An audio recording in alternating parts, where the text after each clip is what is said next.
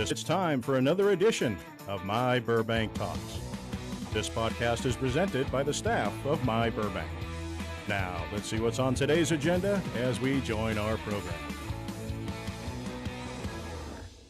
Hey everybody, Craig Sherwood here along with Craig Durling and of course the infamous Ross Benson. Well. Let me shine the buff the spot. Get my false tooth. Oh, there it goes. It's in place. Well, I'm glad you're all right. It's called a flapper, by the way. This week we are live with you on YouTube and on Twitter. And sorry about our video last week, but we had video problems last week, so hopefully we will have those worked out by the time we can repost this on YouTube for you. And let's get on with the week that was, and we'll start off with last Tuesday was Night Out in America. National Night. It was National Night Out, not International Night Out, but it was National Night Out in America on Tuesday, and a great event. Ross, you were in multiple places. Why don't you give us a little rundown? Yeah, me and six parts of me. They started off at Johnny Carson Park. Several thousand people there. The Bearcat was there. The old antique police car, the chief, all the brass, city people, water and power. They had 50 booths. They gave away tons of stuff. It was very festive. But the best thing is, kids got to go up to police officers, talk to them, and there were a ton of officers out there to talk to the public, and it appeared everybody was having a good time. And then, at about 6:30, the command staff split up with council members and went to, I think, 9 different parties around town. Any of them stand out to you? Oh, my. Ashley knocked it out of the park again. She had dinosaurs. She had dinosaur eggs. She was cooking dinosaurs. My 2 granddaughters went from Johnny Carson Park to Ashley's. One, I didn't know my granddaughters knew half of Ashley's neighbors, but she had food trucks there. Fire department was there. The police department was there. Ashley met new people on her block, which National Night Out is actually for. It's a big part of it, yep.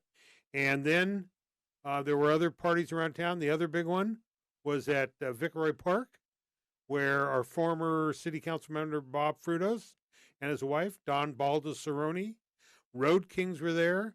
Chili John's was there. In fact, I'm using a pen that says Chili John's. Great place over there on Burbank Boulevard. You know, I've never been there since the new. Are they a sponsor, by the way? No, but I think he should be. Maybe they will be now. We'll send him a bill. I know our burger dude went over there and did a review of when the old owners had the place, but I know he hasn't been there since 4 or 5 years since these new owners took over. So maybe we'll have to kick his butt a little and get him over there to try out the new. Because I actually saw them on one of the food channels too. Where the guy who owns Raising Cane's came over and redeveloped his kitchen for him. Yep, sure did. And he's a member of the Burbank Chamber of Commerce. He donated. Laura Frutos told me everything people eating at Viceroy Park. He supplied the hot dogs and didn't charge. It was a gift. They had the Hot Wheel cars there. Frank had his cars there. There were like 18 Road King cars. I mean, so they had a party. Oh, sounds like it was a good night. The weather was not that bad. It was somewhat warm, but not that bad, I think. So I think, in the evening hours made it a lot better too. It cooled down quite a bit. And I'm real glad. I started National Night Out where I used to live on Orange Grove. And it was nice to see my neighbors have kept it going. They had Engine 15 was there. Everybody on the block. My old next door neighbor, her husband owned Pinocchio's on the marketplace. She'd bring tortellini, and they had shrimp. They had pizza, and chicken. I tell you, that block really had a good party. So that's the point of it. Maybe next year, more blocks will get together. I'd like to see them, publicize a little better and say, hey, we'd like to have more people involved. If they would send that, we'd be glad to run that for them and do a story and get the word out there for them. But we were kind of left off always the first Tuesday in August. Yeah. Council goes dark, and so again, it was to me, that is community. totally opposite than how we're dividing up the city. You know, if that don't goes give me- forward. And if you as a resident, if you wanted to get something going on in your neighborhood for this, don't be intimidated by Ashley's oh no, setup. No. You know, you could have just a little barbecue. I've been to many events where it's just you set up your lawn chair I in started somebody's off front with yard. just And hot you- dogs. Yeah, hot dogs. You bring over everybody brings a plate, you know, to share and all that. And it's just a nice, peaceful night. And we'd go by and say hello, spend some time and play with the kids and all that. But it's a great opportunity for neighbors, like I mentioned in the last time I was here, to not only get to know each other, but kind of get ownership in their neighborhood. Yep. Because if you never, you know, in this day and age where we might not even know our next door neighbor, then we don't feel any personal connection or responsibility to them. If we see something that might be suspicious in their neighborhood or in their yard or somebody hanging around their car in the driveway, once you meet them, you now have a personal relationship. You have a little ownership Yep. in your neighbor's well-being, and you're more likely to see something, say something. And that was the thing on my old block. I mean, I got to see old neighbors, but it used to be in my house at my house, and the sun was bearing down. So we said, why don't we move it across the street? It'll be in the shade, and that's where it's continued to be. In the past, she's had bounce houses. I know some parties had bounce houses. Yeah. At the park, they had bounce houses. I think I talked to Renee, the Burbank Police Cops Bureau officer who puts it on. They're thinking about maybe doing a couple of them, Brace Canyon for the Hill people, you know, Carson Park. And they're great photo ops for the kids too, because the motorcycle officers will bring the motorcycles out, and usually kids can take pictures on the motorcycles, or they'll have the K9 units out, or the Funny you SWAT say teams will that. come out. I got a picture of our city manager on a Burbank police bike, and I sent it to him, and I said, do you really have a Class C motorcycle license? He had no clue. He didn't hit the. A CM1, you mean? CM1, right. CM1. But yeah, the motor officers, they were putting people on their bikes, Yeah.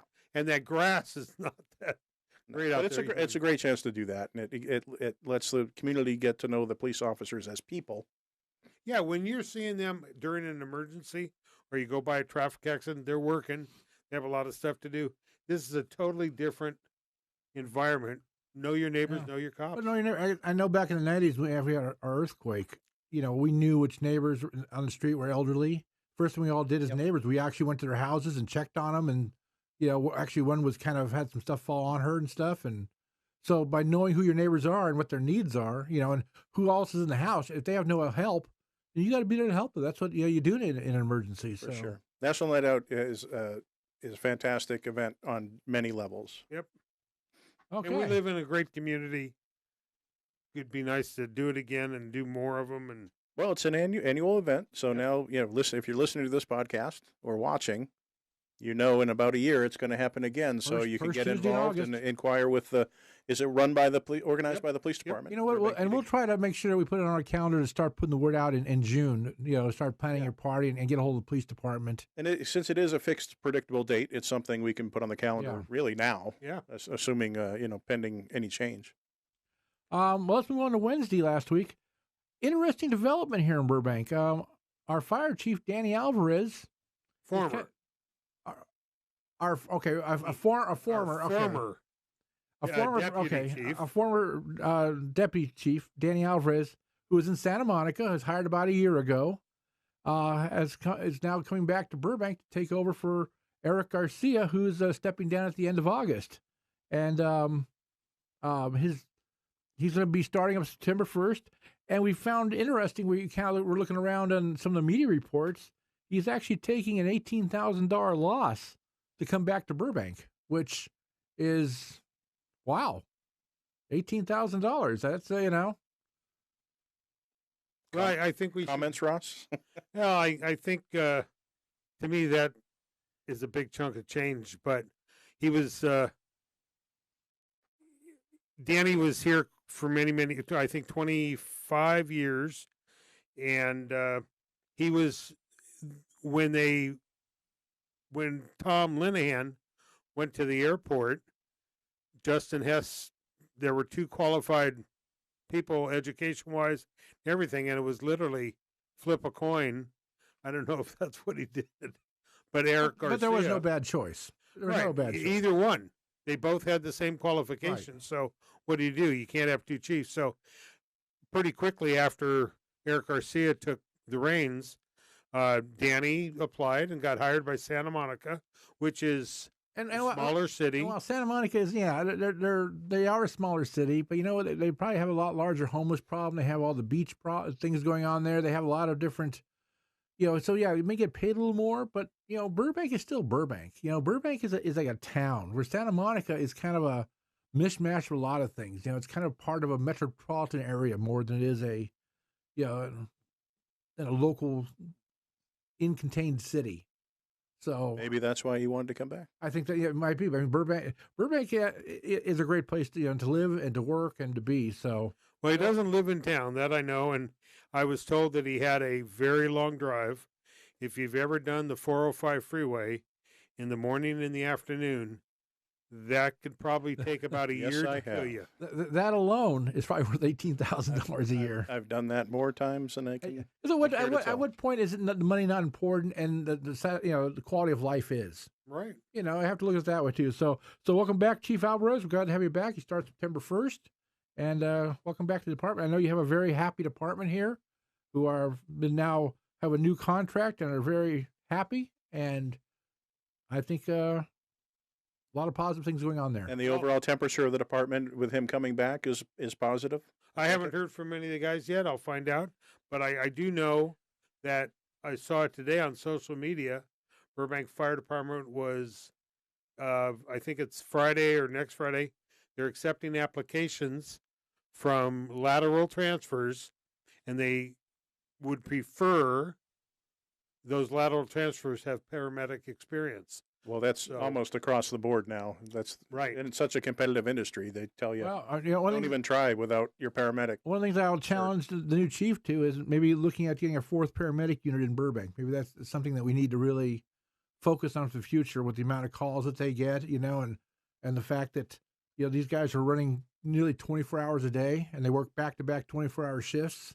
48-hour shifts. Yeah, I was saying back-to-back 24s. So. Yeah.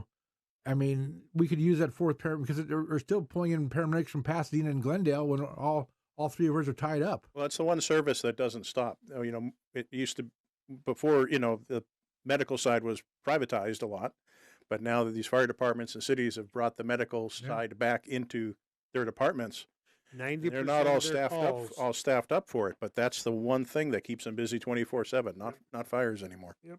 Hard to remember. You think back in the 70s when there were no paramedics. When you watch the old emergency show and you watch how the formation of the paramedics came about.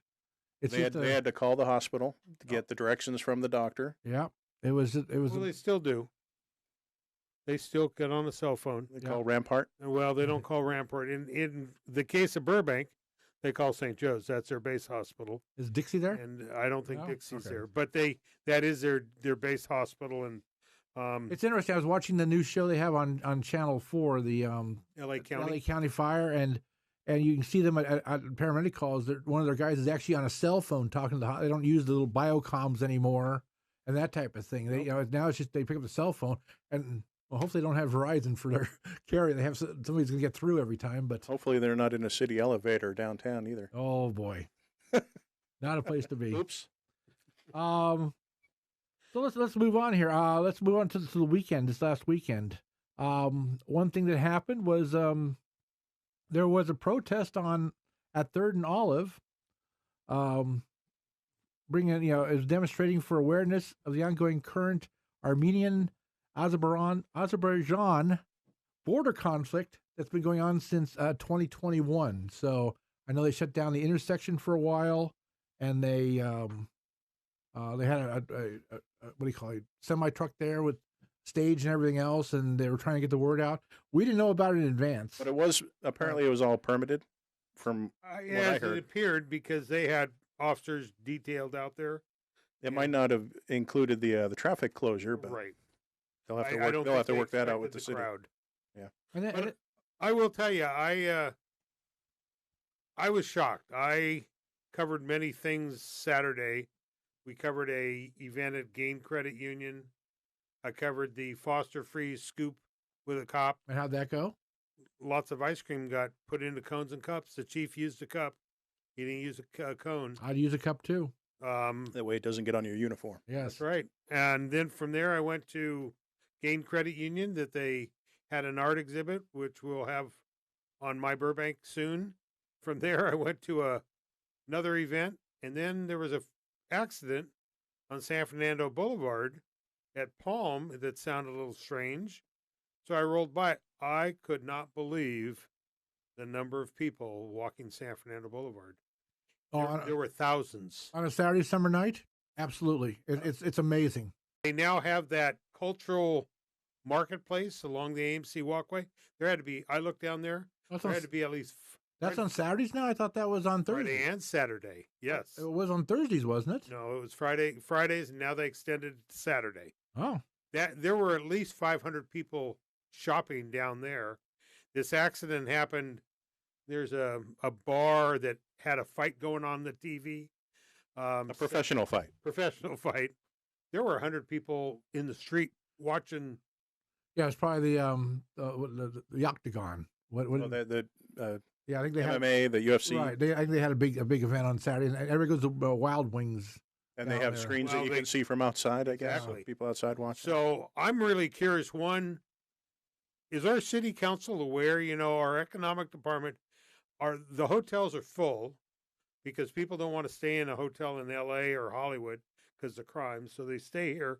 Our hotels are packed. All these people are now out on San Fernando Boulevard. Tons of restaurants. So our economic development department has done great. But are the police prepared for that many more? I didn't see any bike patrol. The only officers that I saw that were handling the traffic accident.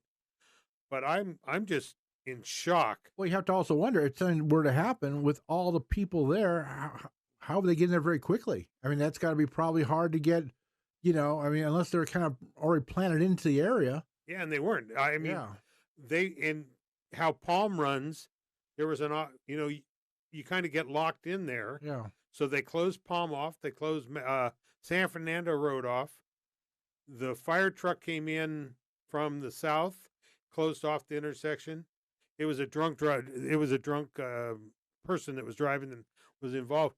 But I'm really wondering, how well prepared are they for downtown? Well, at the very least, if you have that many people in a crowded place and throw a couple bars in the mix, you want a visible presence of law enforcement, not just a reactionary force to react to, you have to be proactive about Like this. I say, I wonder when's the last time any of our city council members on a Friday or Saturday cruised down San Fernando Boulevard to just see for themselves. I don't know if any of them were there on Friday night. And now they send us an email. Let us know. And now they want to close down one lane of traffic, and it's all going to go north. And some are even talking about closing it all completely. And if they do that, then I don't know. I'm not sure. San Fernando. Yeah, going back to the way the mall used to be. Yeah.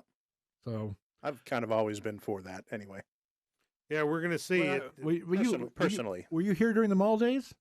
I was not. We were. I was not, but I heard many stories. Yeah, and there's just not enough traffic flow, not enough parking spaces there. Back then, not a parking. But the big issue was the city did not do a good job of keeping up the mall either. The bushes and everything else were overgrown. The fountains didn't work. The gazebo was falling apart. So the city was as much in fault as everything. Plus the fact back then it was all small merchants, and it wasn't corporations and stuff. And the bigger stores like Thrifties, they kind of pulled out anyway. So. Yeah, that's too bad. It's a new era, and now at 3rd Street. Save on drugstore. Save on drugstore. That's what was downtown. And Pep Boys. Well, Pep Boys was next to Save on drugstore. And J.C. Penney's. Well, that was over on Magnolia. So. And where was the school district headquarters? That was over where the Five Guys is now. Five Guys or Four Guys or Three Guys? That's where that used to be. Then it became a funeral place. Mortuary? Wasn't a mortuary for a while in that area, or no? It's up the block. Yeah, that was Ashman. That was next to the YMCA, right between 3rd and Magnolia. So right along those lines of exactly what you guys are talking about, the signs on the Triangle building of Warner Brothers are gone.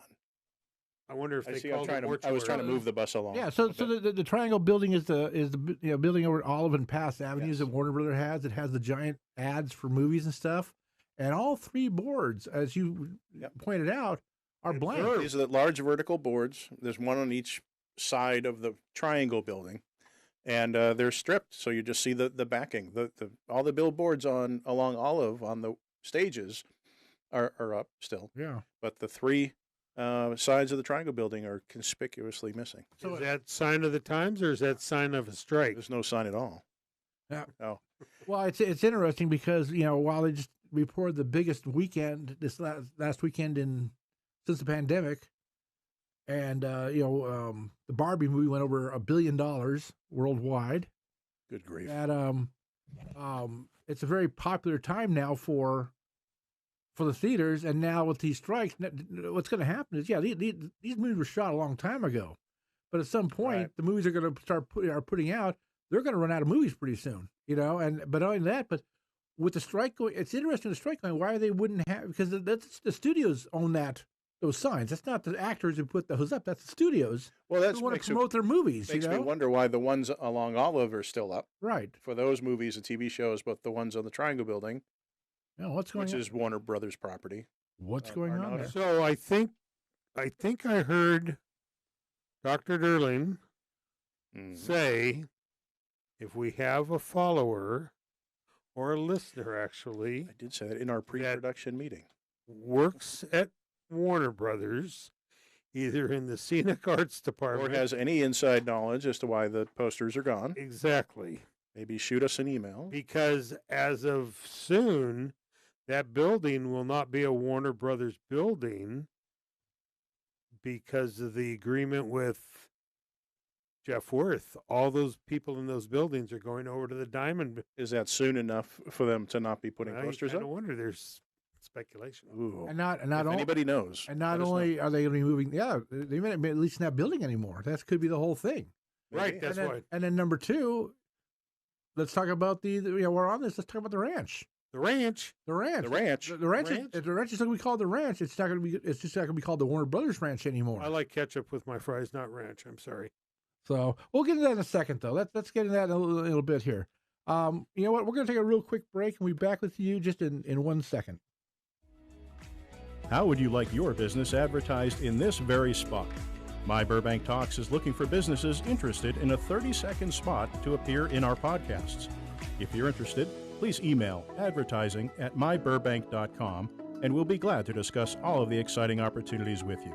Now, back to our podcast. Well, we're back with you for the week that was, the week that will be for August 7th edition, and we're going to be talking about next week, which is now, August 14th. So I'm sorry, not August 14th. It's August 7th because in our pre-production meetings, we hit the wrong button on our date. So, whoops. I won't point fingers, and hopefully those of you watching us on YouTube, or a camera, those on YouTube will have an idea of who the culprit was on that. So, oops. That's right. Okay. What's that sound from, by the way? That's from Pac-Man. You're bingo right there. You would have gotten the winning sound rather than that sound for picking it right. Wait, bingo. Don't we have a sound for bingo? B-I-N-G-O, B-I... What does bingo do with Pac-Man? You're in a singing mood tonight. We should go to karaoke after this. Okay, so this coming Monday, or actually tonight, Monday? which is tonight. Oh. There was an Arts and Public Places meeting that was held when they're going to make decisions on the Regional Intermodal Transportation Center. Easier for me that to say. was a mouthful I guess for you. Maybe that's why they call it Ritzy. You want to borrow my tooth? So the Ritzy is the parking structure by the airport there that has lights on all the time, and then they've dimmed them down. The Public Art Project. There's a public now at McCambridge Recreation Center that the Jim mural is going to be on their thing. Is that Jim's last name, Mural? Went to high school with a Jim mural. Yeah, and there's also going to be application for a modification of public art at the Verdugo Aquatic Facility that was just actually put on last year. So all reason they're changing it or doing something to it, and it's only a year old. Also tonight, the Landlord-Tenant Commission met. They had 16 different items on their agenda. I guess you call it agenda because it's not really it's a meeting and a commission, except they have no teeth. They can just call up landlords and say, well, we have a tenant that's, would like this. And the landlord can say, no, we're not doing it. And they say, oh, okay, thank you. There's nothing anybody can do about anything. That kind of brings up our Tuesday for you. And one of the things on Tuesday is there is actually a planned protest. Is that tomorrow? That'd be tomorrow. A planned protest tomorrow from the Tuesday the 8th. The Burbank Tenants Union are going to be protesting a lack of rent control, and they're going to march from Olive Rec to City Hall starting at 4 p.m. Oy vey. So right now, avoid we're going to tell you right now, do not take Olive Avenue between 4 and 6 because they're going to be and who knows, they're probably on top of the bridge, and they might just park it on top of the bridge for a while. Yeah, you never know. So that's going to be and who knows how many people are going to show up? We don't know. We're just hearing about it now. They've been filling the chambers quite a bit, so we'll see how they. And I gotta say, I mean, this landlord-tenant commission we have, it's just window dressing. There's nothing they can. These people have. So they have no enforcement power or authority. Nothing. They can't do anything about anything. They can just they can ask. And the thing, I'm gonna say this. I am for some type of rent control or rent things, and this is not against the mom and pop landlords. We have so many great mom and pop landlords in this city who own one building or own a couple units, and we're not throwing them. This is about the corporations who come in here and build these buildings, and all of a sudden now, we're going to renovate the whole building.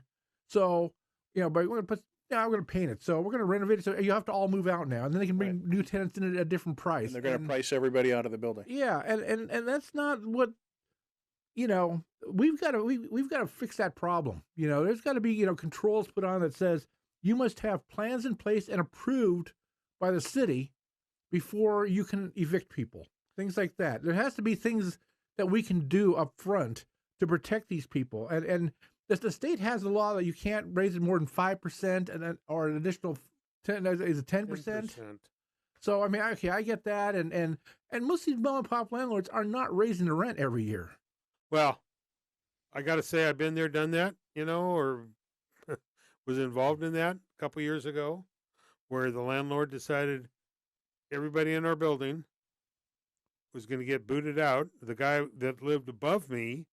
It's a multifamily dwelling, a house, an upstairs and downstairs, and a place in the back. We all got, I went to the Landlord-Tenant Commission, and did they help me? No. They suggested I get a hold of an attorney, and I went and... They want to help you. It's not that they don't want to help you. Right. But they have no teeth. They have nothing they can do. They can just suggest, well, try this, so maybe try that. They're more of a resource, or they're a resource, and for some reason we have a commission that has, and they had, like I said, they had 16 different items tonight on their agenda, of people being evicted, and all they're going to tell them is, "Hey, you better go get a lawyer." Well, and that's what they told me. I was suggested, and I got a hold of a Burbank lawyer that cost me and the guy above me $3,000, and we went to court after his recommendation. The court had it all figured out already. We were getting bounced no matter what. I had a security deposit I lost. The judge decided to go with the landlord because I took it to court. Lost the security deposit. I had a dog, because I had a dog with me. I lost about $5,000 when I got booted out. The guy above me was there for 25 years. He was pretty well established. For him to find something. And then I found out it was just so he could paint. He did remodel finally. Never had permits. I had talked to a contractor when I went to pick up some old mail. Old landlord never pulled out permits. So the city stopped his project. And then he quadrupled the rent from when I moved in. So it was a money grab. Yep. But here's my thing too. Why do we have so many Prop 35 projects coming to Burbank? Yeah, because we have all they can get the land and everything else. But you know what? There's also no rent controls here. So these landlords know that and think, you know what? Yeah, we'll get these people in here and we can just jack their rents. It's a great town to be a landlord. Yeah. So, if maybe we had those protections in place, maybe the Prop 35 projects may not keep multiplying the way they are. I would think that has to be a consideration, the fact that they can come in here and charge, and there are no protection for renters here, and they can build these, that project on Empire, 7 stories and 300 units, 7 parking places, and no protection for those renters whatsoever. And the landlord knows that. And he was sitting there in the crowd that night laughing. He was laughing at the city council. He was laughing. Nothing you guys can do about it. Ha, ha, ha. You're screwed. Ha, ha, ha. Well, currently the other laws that are in effect, which I'm getting to experience, my landlord during COVID, yeah, they worked with me. I paid all my rent, but what gets me, they gave me notice back in June that they're raising my rent to the maximum 10%. So they went 2.98. It's a several $100 rent increase. And it's just great timing. Burbank just upped their water fees. Yeah, now was it 9%? And now rent. I mean, it's... So we're going to see you marching tomorrow afternoon? No, I'm going to be living on your couch in a couple of weeks. Oh, wait to see what my rent is. One more thing before... What I charge. And one more thing before we get into the council meeting is we understand that Tuesday is going to be the last day of Pickwick. Next week. Sorry. The 15th. Oh, I'm sorry. You're a week ahead. I'm sorry. Somebody once again wrote the wrong date. This show again is so confusing. Yeah. We're still on the agenda. We have the ranch being reworked. Okay. Let's get back to what we actually put on the agenda instead of mysterious dates. And that can be read too many different ways. Wah, wah. This is not dating with the myBurbank cast. So the city council meeting, one thing they're going to have is a presentation from the outside contractors they have. You give them a state legislative update of what's going on, what's been passed, everything else. They get this all the time. Now the problem is they got this back in, 2017 or whatever, and didn't they go over Prop 35, SB 35 back then? Let's hope they ask a few more questions and they get a little more reference on some of these bills, because they let their pants down last time, and now they're paying for it.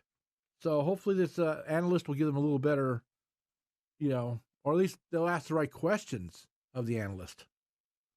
What else is going on here? Big thing to do with the ranch. Well, before that, I want to get to one thing. I looked on the agenda, and all the public comment period said 1 minute. Now, it's always been 3 minutes. And the agenda says 1 minute. When did that? I mean, it's kind of up to the mayor to decide how long it's going to be. There's really not a... They're expecting a lot of speakers, or... Well, maybe, but also... maybe because of that protest. And they know people are going to be there, and... Also on the public hearing later, it said 1 minute also. And it's just, boy, he can change it at the meeting. But I guess he didn't, they don't want to, I'm guessing they're expecting a lot of people to be speaking and just want to either give everybody a chance to speak or limit the rants. If you're going to go to the meeting or you're going to call in, you better write your stuff down and time it out first, because you've got 1 minute. So you better do a little speed talking. So I just thought that was interesting. So one of the things they want to do, it's on their consent agenda, is they're going to transfer, they want to transfer the development agreement from Warner Brothers to the Warner Brothers Ranch to now it's called Ranch Lot Studio Owner, LLC. So basically, they have already have a development agreement in place to build the 16 sound stages and to do the things that they need to do, do improvements at the ranch. And since Warner Brothers is no longer going to own the property, and it's going to be Jeff Worth Investments or whatever, they're going to now they're transferring the agreement so he can still make those improvements. So it's more of an official paper moving thing. It's not really. There's no really thing to talk about. But have the properties actually officially changed hands yet, or yeah, do we know? I thought I saw August 15th. They have to change technically by next week. That's why this is on this week's agenda. But there's a big shift. Yeah, and basically the development agreement, which is approved already, calls for 749,000 square feet of office equivalency gross square feet of development. It also limits use of property to studio uses only, production-related studio uses, including sound, stage, storage, workshop, and operations, as well as related parking lots and structures. So it sounds more like just a formality, right? To change all the paperwork. But they're making sure it can't be changed to something else, and all of a sudden they're going to put an apartment building in there or something. Well, there was a rumor, several mixed use. Well, there was a rumor going around that they were going to tear it all down, right, and put residential. They can't do that. It's part of the Media District Specific Plan, and that plan for that piece of property, which is now changing, by the way. Well, down the road it's going to change, but this development agreement, which Warner Brothers has had, is for the ranch lot that Jeff Worth has taken over. And we ran the story, we ran pictures. It's nothing that is new. Right. You know, if given the opportunity, somebody would love to get their hands on that property. Right. They can't. Start building residential. And they can't. So what the plan is Jeff is going to put 16 new stages in there. Well, they have to have the building permit done and submitted by the end of 2023 this year. And they said the anticipated completion will be late 2025 or early 2026. Yeah. Building stages, it's not like building houses. So he can do it quite a bit, but they're already in the process. They've taken the pool out. They've taken the Friends Fountain out. They're taking the residential blocks out. And I'm sure there's going to be state-of-the-art stages now that have, for the technology that we're doing now with full color backdrops and video screens. Sake, I heard that the Friends Fountain is being relocated. It's at the main lot now. Okay. It's part of the tour. It's part of the whole back lot over at the main lot. Yeah, so they're at the ranch. They're going to build 60 new stages, a parking structure, another office building for production. So there'll be a lot going on there, but it's for the betterment, actually, if you think about it, of the city of Burbank. All those people working on the lot, people going out to lunch during Christmas, people going to Magnolia Park, shopping. I mean, it's great for Burbank. Warner Brothers is going to be the leasing agent for all that. Jeff Worth is building it, and then Warner Brothers will lease it out. So the Warner Brothers So the day-to-day operation over there, with the exception of the additional stages, isn't going to look much different, probably. You're going to see a new entrance on Hollywood Way. Like I said, myBurbank, if you do a search on, Warner Brothers Ranch, we had the story months and months ago.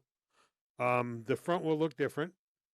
Some people remember when there was a water tank and they did all their underwater stuff right along Hollywood Way. That got pulled out. Well, it's going to be like NBC. NBC used to look a certain way, and then they changed it, and now, Worth has NBC. It doesn't say NBC anymore, but it's still the same look. It's just different signage, maybe different color of paint or something. And I'm sure they'll do the same thing at the ranch. It'll stay the same. Although I did hear they wanted to put a access, entrance and access point on Pass Avenue now. Right. What kind of access point? Entrance and exit. Oh, okay.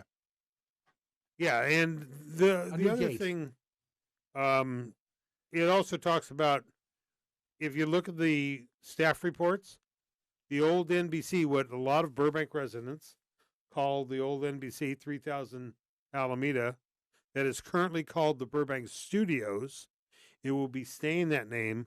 Jeff Worth will be running that piece of property. And Warner Brothers just has the back part where the buildings are. The new buildings are. And that was a trade-off. I can't imagine the amount of paperwork that went into this deal. Oh yeah. Good Lord. Because he gave them the back of the property there in exchange for the ranch. Right. That was kind of the trade-off they did back then. Well, and also all the buildings. Right. all these office buildings that used to say Warner Brothers are now Jeff Worth's. He built 3900, the Disney building. He will own. It's not just Worth; it's the holding company. Well, his name's on one of them. On most of them now. Yeah. Well, it's worth the price of admission. You know what? I know Jeff personally. You don't find graffiti. You don't find trash.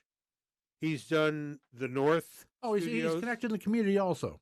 He's what? He's connected in the community also. Definitely, You know, and he supports a lot of communities. He's not just some corporation from back east. He's bought into the Burbank culture. So. Well, a lot of people that do follow Daltz. We all remember Daltz. Yeah. That was his first building. His father-in-law built was the Daltz building, and then that was their first project. And then he did. We missed several Daltz. other. We missed Daltz, don't we? We do. Oh. They had great malts. Yeah, they did. A lot of good stuff over at Daltz. Yep. And now there's going to be a whole generation of people that don't know what we're talking about. But Yeah. And then what did it become? story of our lives. What was after Daltz? It was a it was fish, a chain place. What was the place? fish place. It's on my list of restaurants that Ah. are no longer in Burbank. Yeah, that place just never caught on there. You know, it just never seemed to. Well, it's a word of mouth location. Yeah. For sure. 'Cause And- you and- drive and- by it, and but you you know don't what? know where to park. But here's the note too. This is why you advertise on places like myBurbank. You know, I mean, Indeed. people. Even if you're a big corporation, because you have a big corporation, you have a corporate name, does not mean that people know you're there. You know, you still have to be seen by people. Matter of fact, we have a 30-second spot available in these podcasts that somebody could Yeah, we do. We actually do. In fact, occupy. we would love to get somebody to, jump on our advertising bandwagon here. You know, we have a lot of our other podcasts have sponsors now, but so far we're waiting for the right person who says we want to be part of the week. Be the right fit. Let's see here. Also on the city agenda, they're going to put a $520,000 offer to buy the warehouse at 904 906 North Lake Street. That's right next to the Burbank Water Reclamation Plant. The asking price of the warehouse is $8,699,000. And they actually have no plan. Kind of a low ball offer. Yeah, they actually have no plan for the building at this time. They just want to get the property in case they want to, down the line, expand their reclamation center or something. They'll have the area and the room to do it. And they'll have 100% control over what goes in across the street. Too. Yeah. So I don't know if that's going to be a crappy project or not, but we'll find out at the reclamation plant. Oh, I see what you did there. Yeah. Let that one slide through. Yeah. Well, they have a natural fueling station over there, and I don't mean from the reclamation plant, but that is one of the things. And there's a couple of pieces of property that the city has acquired. They're also going to approve a letter signed by the entire city council that was Mayor Constantine Anthony asked the council to prepare that's going to be in support of the writers and the actors, and to send it to the producers and say, you know what, we support them. Please get the strike over with. Please give them what they're worth. So hopefully they took a look at that. Good show of support anyway from the city, doing what they can. The council's also going to look at. They're going to do a study session. It's just they're going to be giving a report basically on Assembly Bill 1482 and tenant protection options. This bill took effect January 1st, 2020. So once again, we're 3 years behind. But now, is this related to the protest? well, it might be. It provides statewide tenant protections, including limits on rent increases, protections from evictions without cause, and relocation fees for no-fault evictions. Well, this might be the agenda item that has them all marching. It also will Marching there, it'll right? cap. It caps annual rent increases throughout the state to 5%, plus a percentage change in the cost of living, or 10%, which is ever less. Now, once again, this is a state. It's already been a state enacted law for 3 years now, but Burbank has to do more. Like I said, Burbank has to put in some precautions, such as you cannot evict somebody to say you're going to renovate a building until your permits have been approved, not just put in, but approved by the city. I think they have to do different things that are going to protect these, because there are corporations out there who just, they just don't care. They just don't, I see all these corporate people live in these apartments and go through what they go through. So I'm sure that's part of what they're going to talk about. And once again, 1 minute and only 1 minute will be allowed of public comment on this. Be concise and to the point. Yes. Let's move on to Wednesday. We're going to have a ribbon cutting, Ross. And Ross is at all the ribbon cuttings, of course, because he is the Chamber's photographer over at California Pizza Kitchen, which is located at 601 North Stanford Road. Yep. So I'm not sure why they're having having a ribbon cutting, because maybe it's a pizza cutting, because they have been there for 10 years. Maybe they might be an anniversary. Maybe they forgot they were there. I'm not sure, but I'm looking, and I'm just wondering why. Yeah, I'm sure business has had to go down since IKEA left, because everybody would park there, walk across to IKEA, and they'd be, let's stop back and get some pizza on the way back, or stop in and get something. And I'm sure their business has to be affected by just to clarify, looking at my calendar for the event, CPK has now joined the chamber. They were not chamber members before. Okay. So that's what they're going to do. So that is why they are. They call it a ribbon cutting, but it's more of an acknowledgement of them joining the chamber, and the chamber's going to They want to celebrate. And give them the plaque and all that. Yeah. Do a hip hooray thing and all that. Yep. So that's okay. Wednesday, the library trustees will also meet at 5:30. There was no information on the city website about it, which I was a little disappointed about, but maybe they'll put it up when they do get some information. Moving on to Thursday, the Burbank Culture Arts Commission is going to meet at 9 a.m. Once again, no information on the city website about that. So whatever they're going to talk about, who knows? Well, if anybody cares to attend, they can report back to us as to what I they believe talked the art show that I shot at Game Credit Union on Saturday, they had several members of the art commission there. So I think they're trying to put on more art shows in Burbank. Okay. Well, that's great. Also on Thursday, the Park and Rec Board is going to meet at 6 p.m. at City Hall. And one of the things they're going to do is get a report. Actually, I know two things on the agenda. One is the Parks Patrol report, but the other is a report on the capital improvements for last year and the current year, which as fiscal years, which means 22-23 and 23-24. Of course, the fiscal year starts on July 1st every year. It's not like the calendar year.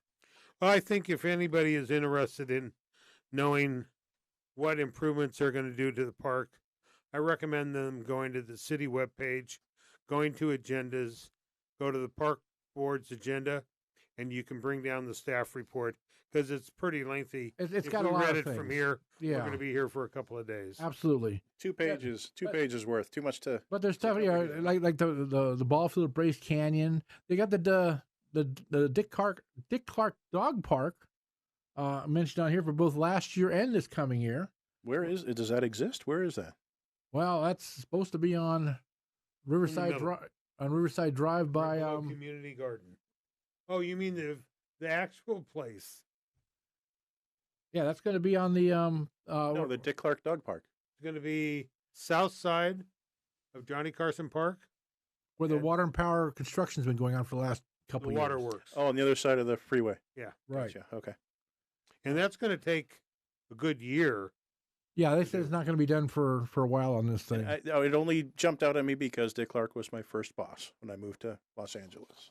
The one thing I found interesting years and years ago is there that was you worked for a couple of shows. When I moved out after college, I worked for him off and on for 16 years, working on different shows. Yeah, I hear he was a cheap guy. He was cheap. He was always good to me. He and his wife were always very good to me, but he was known to be frugal. Indeed.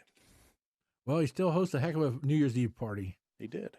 They still call. I remember what I got paid, what my day rate was. Well, how many years we have talked about a dog park in this city for at least 20 years, and it is finally. I remember they talked about doing it at South Park. They talked about doing it at Brace Park. Blah blah blah. So They finally have the location where it's going to go. They have the plans. They had a consultant come up with 4 different drawings. And I know. I saw in here also that they put a hold on the Burbank Little Theater renovation projects.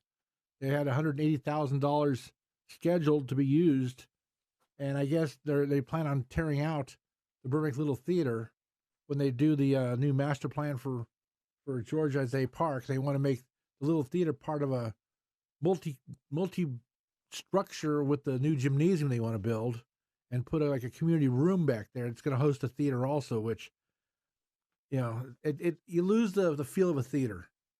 When it can be it's a community room, that's not a theater. That's a community room. So I hope that they, think about that a little more. But that's thing that they put on hold for now. One of the things they're doing next year is, they're going to spend a lot of money on irrigation for DeBell.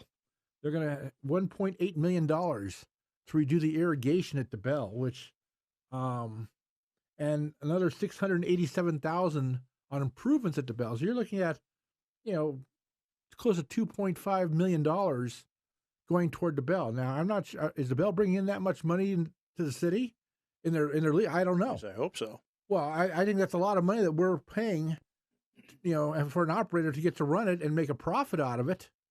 And we're paying for everything. But I think the original agreement with that operator, Burbank is responsible because it is recycled water up there. Right.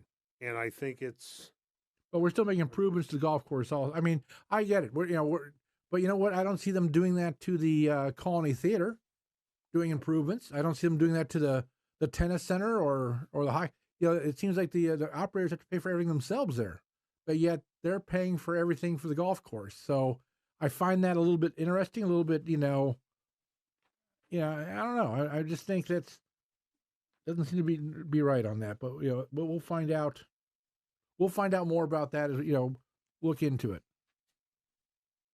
Also on Thursday, there's going to be a Water and Power Integrated Resource Plan community meeting at 6 to 8 p.m. at the Community Services Building. This plan it's a long-term blueprint for the utility to continue providing reliable, affordable, and sustainable power for the residents of Burbank. Hey, you're not allowed to talk like me. Oh, I'm sorry. It's a 20-year plan for the city's energy needs. And once again, I don't like 20-year plans. I don't like 25-year plans. I'm okay with 10-year plans. Things change way too much to do something now and say, oh, yeah, well, we decided that, 18 years ago, and even though it's not in effect anymore, it's like, talking about blockbuster movie rentals now, things change so much. Me I have to still return that VHS tape. So I always get a little hesitant when I hear 20-year plans and Burbank 2035. Well, there might also be kind of a subtle way of pushing it off to make it somebody else's problem down the road. That's also true. They don't have to deal with it. They've done their job. Well, the can quite a bit. Right. They want the community's feedback on everything. So if you go to that meeting, tell them that you want to see a 10-year plan and not a 20-year plan. That's what I say.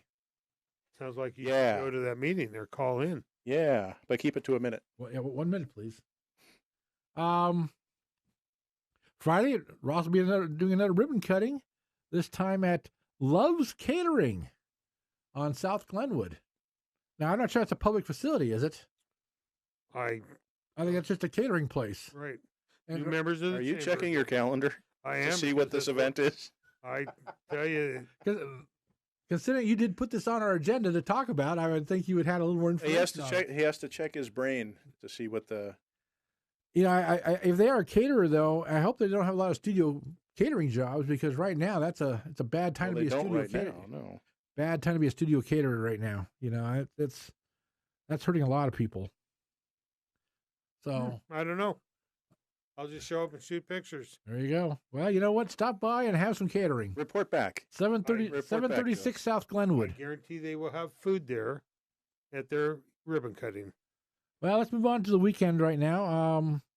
And it's going to be a weekend. And we hope you all have a great weekend. Look at that. At that weekend. Well, we all know what's like next. This is the part I always wait for. This is bated breath. Here it comes. Ross's rant. Ross, Do we have some tone for that? No, I can give you. Guys, you want it only. Ross's rant. There you go. So start ranting, Ross. Rant away. People that put their trash cans out 3 or 4 days before trash day.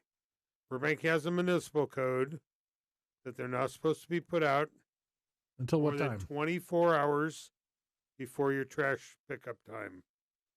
And you drive around on the hill, especially going.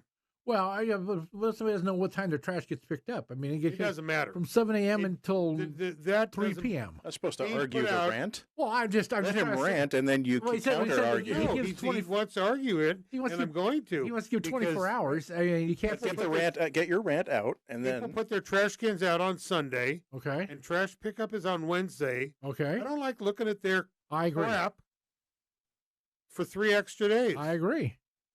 And But when you say there's 24 hours, I just was trying to. I'm just telling you what the Burbank Municipal Code says. Try like picking up dog shit in the park. You have 24 hours to do that. It's written in the municipal code. You don't have to do it immediately. You can wait 24 hours. Ross is ranting. now we have to put an explicit marker next to this podcast. 'Cause Let's hope it still goes out. that was quite a rant. I was part of a group called Neighborhood Radio Watch. We used to patrol remember the that. parks. I remember. And we would patrol. The reason the group was put together to watch dogs pooping in the park. Okay, Ross. My All rant right, it's is all- over. it's all better. Okay. Well, we also Okay. have Craig's comments here. Oh my gosh, you thought that was bad. See? No. This is just a carryover from some. I don't know how much time we have. I won't take up too much. I could get into the weeds with this. Believe me, this was part of my profession for many years. But we talked in the past on this show about the motorized scooters, the rentals you see around, and the bicycles and motorized bicycles and all that. And I said that I had cheat sheets made up from over the years when I was working traffic enforcement, and these would be in my pocket. And they have all of the different vehicle codes and definitions that pertain to motorized scooters, motor-driven cycles, mini bikes, motorcycles, and the difference between them all. But I would just refer anybody to the California Vehicle Code. Let me ask you this. Yes, sir. What was the number one? What's the most cited thing you gave in that list? Which is the one you probably memorized by heart because you gave it a site like that out all the time? Well, not issued a cite more, but had to do more counseling with parents, was underage kids riding motorized scooters without helmets and being too young to ride them. What's the age limit? You actually have to be 16 years old to ride a motorized scooter. And motorized scooter is defined under 407.5 of the California Vehicle Code, state law, a two-wheeled device with handlebars and electric or other type of motor designated to stand or sit on and propelled with or without human power. So the argument a lot of people had with those was, well, it's an electric motor, not a gas motor. Vehicle code doesn't care. It's motorized either way. It says electric or otherwise. Now, big part to understand here is the vendors don't explain this to the parents when they're buying them at these stores because they wouldn't buy them. That's from 16 to 18. They have to wear a helmet. They have to wear a helmet after 18. No, they don't have to wear a helmet after that. Now, I won't claim that these are current to today. I did a quick check before we started today, and a lot of these were still in there. But if you want to just you can Google them. They're available online, but it's a California Vehicle Code, shortened to CVC, so it'd be easier to type. But you can be DUI on a motorized scooter. There's a section for that. But there are a lot of rules as to how they can be used on the street and in what manner. They can't go more than 15, and I'm talking about motorized scooters, not the bicycle setup right now, but like these little rentals that you can get on the side of the road. People don't know anything. Like we just saw. We just saw them blocking them blocking the sidewalk. Yeah, which is they're littered all over the place. Where was that? Right around the corner from the studio here. I know that they get to the end of near Clybourne here. Yeah. And they can't get any farther usually because the power, the way the companies have their GPS set up, you come into Burbank, they shut off because this one's sitting on Rose. But as far as, the 21223A CVC covers all the lighting equipment that's required. They have to have a tail light in hours of darkness. Now that can be attached to the rider or the scooter itself. You have to have a motor disengage device. If you let go of the accelerator, the motor has to disengage. If you're going, let's see, they can't go more than 15 miles per hour, and you can't ride them on a street if the speed limit's over 25 unless you're in a designated bicycle lane. And if you want to turn left on a street, you have to dismount it, walk it across the crosswalk. And as I alluded to the other week, is as they relate to sidewalks, that's typically covered by city municipal code. The vehicle code, even though the sidewalk is technically an extension of the roadway, when you see them blocking sidewalks, you see people riding them on sidewalks. It's not necessarily illegal unless it's in violation of city municipal code. And I believe that part isn't covered by the vehicle code. Police Commission is going to write a letter of recommendation to the city council that they amend and change the Burbank Municipal Code to include that you can't ride bicycles and these scooters on the sidewalk. So I have a trick question for you. I'm driving down the street the other day and I see a guy on a bicycle with the handlebars like way up here. Is that legal? Well, there is a restriction on a motorcycle for that, and it used to be that the handlebars couldn't be more than 6 inches over the rider's shoulders. But that's been ambiguous and gone back and forth for years, so I don't know what the current version of that is. Is that where he's holding it, or is that the top? Where it's gripped. Okay, so it could actually go higher than that, but as long as it comes down to his shoulders, it's okay then. I would refer anybody to the vehicle code for now, but I may have misspoken on the riding on the sidewalk, as I see 21235A CBC, which is a state law again, subsection G, not allowed to drive on sidewalk, would be an infraction. Oh, and H says handlebars may not be above the driver's shoulders. Look, how did I? Right after that one. You cannot park it on a sidewalk on its side and to obstruct pedestrian traffic or path. May not hitch a ride or attach to a vehicle in the roadway. So you see people do that. They grab a car or something going by. So many years ago when these scooters were the rage, and these companies, everybody thought we're going to have bike racks as these scooters, and they're going to be on every corner. Burbank's done pretty good limiting these companies. Yeah, they said you can't come over, and now they have the GPS technology on them, right? So that when somebody's done on a scooter and they just lay it somewhere, the GPS notifies the company where it's at, so they can come pick it up and get it charged. Oh, you know how many? Somebody picks these things up at night. Yeah, they know exactly where That's how they can stop it from coming to Burbank. I've had people tell me they have picked those up, and they don't realize that they're GPS tracked. And people have knocked on their doors going, Where's the scooter here? I also know that those scooters are so cheap that after somebody rents it 3 or 4 times, it's 100% profit. So a lot of times when they first came out, people were throwing them in trash cans and trying to ruin them. So, and the company didn't care because you know what? They're making so much money by the time this had been rented 2 or 3 times. They didn't care. They just, okay, we'll just get more. I will tell you, in my experience, though, as far as collisions involving bicycles, motor-driven cycles, these scooters, the number one collision scenario involved a car pulling out of a driveway or a cross street, and the bicycle or motorized scooter, whatever, coming down the sidewalk in the wrong direction, against traffic, right? Because if you have to be going the same direction as traffic, because a car coming up to a stop sign or coming out of a driveway is looking to their left for oncoming traffic, not their right. And I had this happen just the other day. And I was showing a single finger, even though the collision would have completely been on the bicycle because he came flying off the sidewalk right in front of me. And, he almost went into me, which certainly would have been his fault. But nobody's expecting them to be coming against traffic. But And that was complicated because it's semantics that'll put one more at fault than the other. But I will say that was probably the number one scenario involving scooters and stuff as far as collisions were concerned, was when they were crossing driveways and side streets and stuff like that. It's right-of-way issues. Let me throw this question out. This is totally not about scooters or anything else, but in bike lanes, I would be very nervous to get in let's say on Verdugo. I'd be very nervous to use the bike lane on Verdugo, and my back is basically the traffic. Yeah. Well, I would think that if you could go against traffic in the bike lane, you could see, because let's face it, people are looking down at their phones while they're driving. They're not supposed to be, but they're going to do it. And if they're looking and they drift a little into that bike lane, you're toast. But yet, if you're going towards them and you can see them kind of drifting over, you can take evasive measures. But you can't do that if you're got your back to the. I mean, what's your feeling on that? I spent a lot of years explaining and navigating what we call the letter of the law versus the spirit of the law. There were plenty of times where, in plenty of different neighborhoods, where the law said that minor cannot ride their little bicycle on the sidewalk.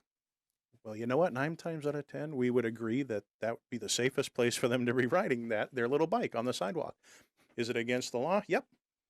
It's against the law, but there again is the spirit of the law. But to your question about having your back to traffic, it comes down to expectations of the drivers. If you're in the roadway with traffic, you follow the rules so they know what to expect from you. You're required to do hand signals when you turn, things like that. I totally get. I'm the same way. I'd like to see what's coming, but where you have this scenario, if you're going the opposite way, that driver coming out of a side street, pulling out of a parallel parking on the curb, they're not looking ahead. They're worried about the traffic that's coming up to them, right? So they're not even probably going to notice you. You might see them, but it's just that expectation that they're not going to be expecting you to be coming from where you are, whether you're coming in the opposite direction on the street. I think it all makes sense. I mean, I just think having bicycles on traffic streets is just people aren't paying attention. Well, there's so many distractions inside of a car now. What? These Teslas, everything's on a screen. You want to make a right turn, you hit the screen to make your blinkers work. Yeah, I'm more surprised when I see somebody not looking down at a phone nowadays, especially at intersections, stuff like that. And we get a million crashes at intersections, rear-end crashes, because people aren't paying attention to the traffic, the car not moving in front of them. They just see the light's green and they hit the gas and go. But I may not be explaining it that eloquently to you, but I get your point. I don't disagree with you. It's that balance that we as officers kind of have to make out there. And be rational about it. And but the thing is it's kind of like lane splitting with motorcycles on the freeway. How that's legal, I don't know. It's accepted, right? It's accepted. But 9 times out of 10, if you are the motorcycle rider and you get in an accident, 9 times out of, not every time, you're going to be found at fault because you're going too fast for the conditions to be splitting lanes. You know, just like the bicycles. You go ahead and ride your bike the wrong way on the sidewalk, but if you hit a pull off that sidewalk and hit the side of a car, you're probably going to be at fault. So you kind of just take that gamble. Lane splitting with motorcycles is absolutely just ludicrous. It's too bad they can't say, you know what, you can use the shoulder. I mean, I get it. There's emergency vehicles parked and cars parked. But if you're going at it, the biggest thing about the shoulder is the debris that's on there. Yeah, but if you're going, if traffic stopped, you're going 25 miles an hour on the shoulder. You're still going the same speed if you were splitting cars, and you're not going that fast, but it'd be a lot safer. How many times we hear traffic accident on the freeway, motorcycle involved?